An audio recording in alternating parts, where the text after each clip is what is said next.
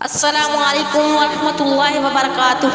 خواتین حضرات، آج میں لے کر آئی ہوں ماہ رمضان مبارک کی 9 تاریخ کا وظیفہ۔ میرے پیارے بہنوں اور بھائیوں، ویڈیو کی طرف بڑھنے سے پہلے آپ سے ایک چھوٹی سی گزارش ہے، میری ویڈیو کو سکپ مت کیجیے گا، میری ویڈیو کو مکمل دیکھیے گا اور صدقے کی نیت سے میرے چینل کو سبسکرائب کیجیے گا۔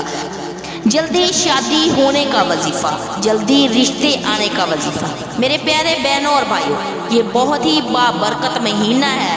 اس بابرکت مہینے میں جو بھی دعا مانگی جائے وہ قبول ہو جاتی ہے، جو بھی کام رکا ہو وہ پورا ہو جاتا ہے۔ جس کا جلدی رشتہ نہیں آتا، شریعت کی روشنی میں اس کا وظیفہ یعنی رشتے آنے کے لیے اللہ رب العزت سے دعا بھی کریں، صلاۃ و حاجت بھی پڑھیں۔ حکیم الامت مجدد الملت حضرت مولانا اشرف علی تھانوی اعمال قرآنی میں اپنا ایک تجربہ تحریر فرماتے ہیں۔ وہ ارشاد فرماتے ہیں، قرآن کریم کی سورت نمبر 33 سورت احزاب جو 21ویں پارے سے شروع ہو کر 22ویں پارے میں 9 رکوع کی یہ سورت ختم ہوتی ہے۔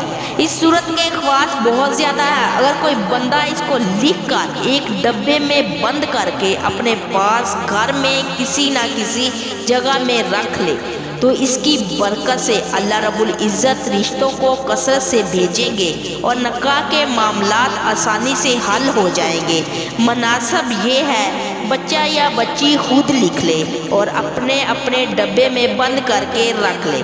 اگر خود نہیں لکھ سکتے تو ان کے والدین بھی لکھ سکتے ہیں۔ اگر لکھنا نہیں آتا تو قرآن کریم بغیر زبر زیر کے لکھ لیں۔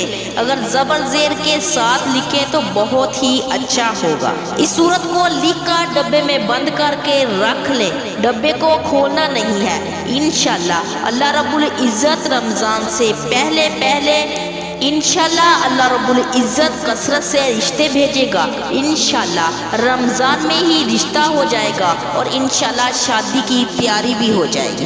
میرے پیارے بہنوں اور بھائیوں، یہ بہت ہی بابرکت مہینہ ہے۔